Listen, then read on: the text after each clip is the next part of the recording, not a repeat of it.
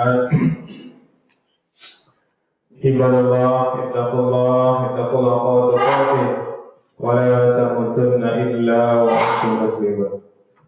وقال تعالى في كتابه الكريم أعوذ بالله من الشيطان الرجيم بسم الله الرحمن الرحيم ألف لام ميم ذلك الكتاب لا ريب فيه هدى للمتقين. Sadaqallahul azim. Bapak Ibu yang sangat kami muliakan dan anak kami yang kami banggakan. Alhamdulillah Bapak Ibu, kita bersyukur kepada Allah kembali dengan izin dan rahmat Allah kita mampu hadir di masjid ini. Semoga kehadiran kita di masjid ini Bapak Ibu benar-benar tercatat di sisi Allah Subhanahu wa taala dan kita semua mendapatkan pahala terbaiknya. Pahala itu kita nikmati di dunia dan insya Allah sama-sama kita nikmati di akhirat. Apa itu pahala Bapak Ibu? Pahala itu hadiah dari Allah, bisa kita dapatkan di dunia dan juga insya Allah bisa kita dapatkan di akhirat. Apa yang bisa kita dapatkan di dunia? Ya ketenangan, kenyamanan, ketentraman, mudahnya rezeki kita, sehat badan kita, anak-anak kita dimudahkan seluruh pendidikan yang bisa Allah buat seperti itu. Karena pahala itu apa? Hadiah dari Allah Subhanahu wa taala. Untuk bermohon kita kepada Allah, kiranya pahala yang Allah janjikan itu kita nikmati di dunia dan kita nikmati di akhirat kelak. Bapak Ibu yang kami muliakan, kita bermohon kepada Allah, kiranya setiap detik yang kita lewati benar-benar bernilai ibadah dan bermohon betul kita kepada Allah, kiranya hidayah Allah selalu menyertai hidup kita sampai kita tinggalkan dunia ini. Amin ya Allah, amin. Bapak Ibu, penduduk surga yang masuk ke dalam dunia yang kami muliakan, kita lanjutkan kajian tafsir kita Ali Imran ayat 10. Ali Imran ayat 8, 9 itu doa yang redaksinya dari Allah Subhanahu wa taala, dan di ayat 10 ini Allah mengingatkan kepada kita, terus mengingatkan kita Bapak Ibu kalau kita selalu berinteraksi membaca Al-Quran, kita paham hidup ini dan kita tahu apa yang kita butuhkan dalam hidup di dunia dan kehidupan di akhirat.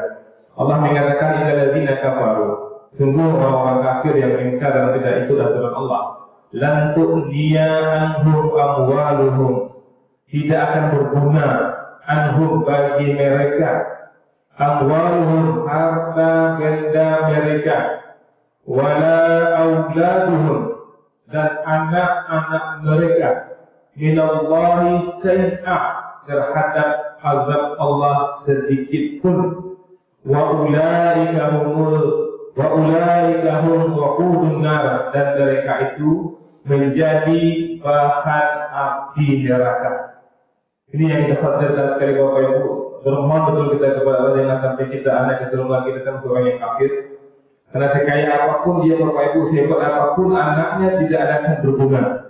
Harta yang banyak, anak yang hebat itu tidak akan menyelamatkan dia dari api neraka.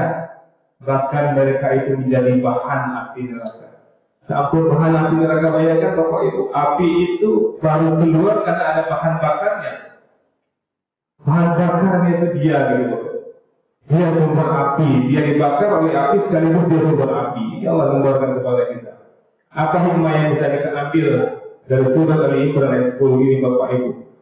Yang pertama, seperti kami katakan tadi, harta dan anak tidak menjamin keselamatan. Kumpulkanlah harta sebanyak-banyaknya, izinkan Allah punya anak banyak, alhamdulillah. Tapi harta dan anak tidak menjamin keselamatan. Ayat ini menegaskan bahwa harta benda dan keturunan yang sering menjadi kebanggaan manusia di dunia. Para katanya ini, para siapa ini, para orang anak di mana sekolah, di mana kerja, di mana itu kerja, orang mana itu. Itu pertanyaan-pertanyaan yang muncul Bapak Ibu. Pertanyaan itu akan membuat kebanggaan ketika menyebutkannya Bapak Ibu. Maka Allah ingatkan di sini, tidak dapat menyelamatkan mereka dari azab Allah jika mereka tidak beriman. Maka iman ini penting Bapak Ibu.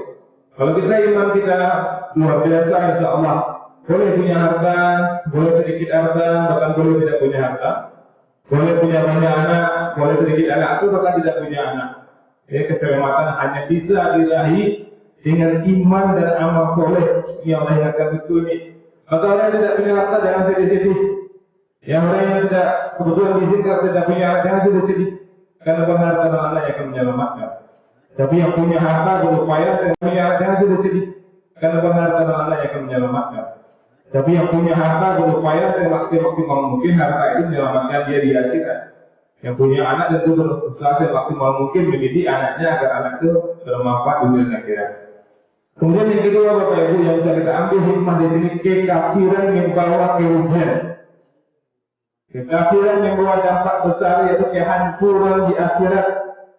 Hal ini mengingat kita Bapak Ibu agar tidak hanya mengejar dunia yang pasti kita tinggalkan. Mengejar dunia, mengejar sesuatu yang kita tinggalkan. Nak bodoh Bapak Ibu, kajian itu tapi wajian. Dan perhatikanlah keimanan dan ibadah kita Bapak Ibu. Jadi hidup kita ini menunggu, kan sering dikatakan ulama, kita menunggu waktu masuk sekaligus menunggu waktu datangnya malaikat maut. Kita tidur, bangun kita sholat subuh, kita tunggu waktu zuhur, menunggu subuh dan waktu zuhur itulah kita cari dunia kita. Waktu zuhur kita sholat zuhur, kemudian zuhur ke asar kita cari dunia kita, apakah istirahat, apakah cari rezeki, sampai menunggu waktu asar. Sekarang nunggu maghrib nunggu isya, kita tunggu lagi sampai kita dipanggil oleh malaikat maut. Nah, ini yang penting. Nah, kemudian yang berikutnya Bapak Ibu, yang ketiga yang bisa kita ambil hikmah dari Al-Imran ayat 10 ini, azab Allah pasti. Ya, ayat ini mengingatkan bahwa ancaman Allah tentang neraka adalah nyata Bapak Ibu. Orang-orang kafir akan menjadi bahan bakar neraka sebagai konsekuensi atas penolakan mereka terhadap kebenaran. Dan pernah kita sering-sering katakan bisikan-bisikan oleh setan, tak mungkin awak akan dimasukkan ke neraka. Awak dah minta janjian Allah, janjian awak. Lalu dimasukkan ke neraka.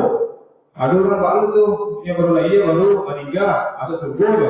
Nah, itu lagi yang meninggal kadang yang terpunya jahit serapolanya. Allah ada dia. Maka Allah mengatakan urusan Allah jangan diurus. Kalau Allah mengatakan nanti kamu yang ditanya, bukan kamu yang ditanya. Mana aku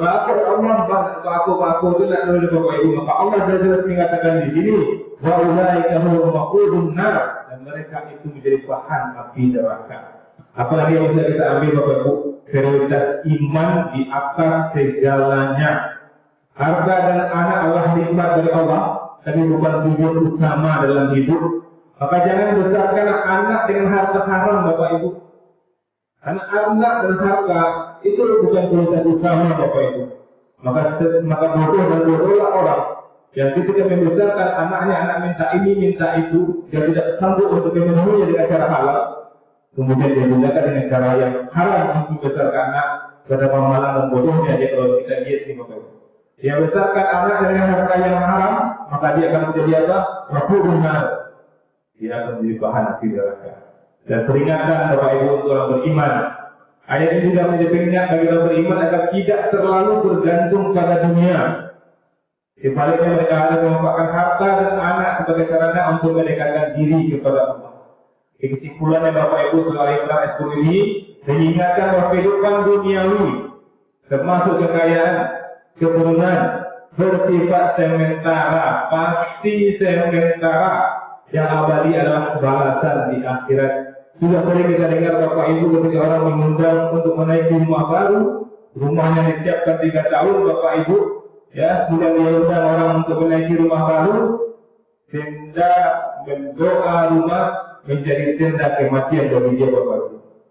Ya, dia undang orang di malam mau meresmikan rumahnya dia meninggal Bapak Ibu. Besoknya rencananya mendoakan rumah, rupanya mendoakan dia masuk ke dalam tanah Bapak Ibu.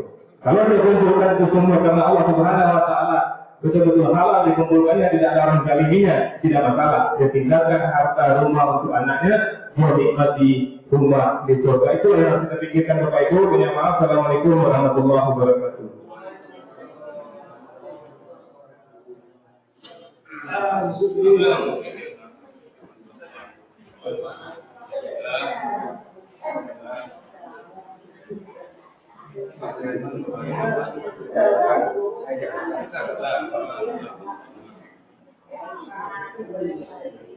Al-Imran 1 Pak. Masya Allah.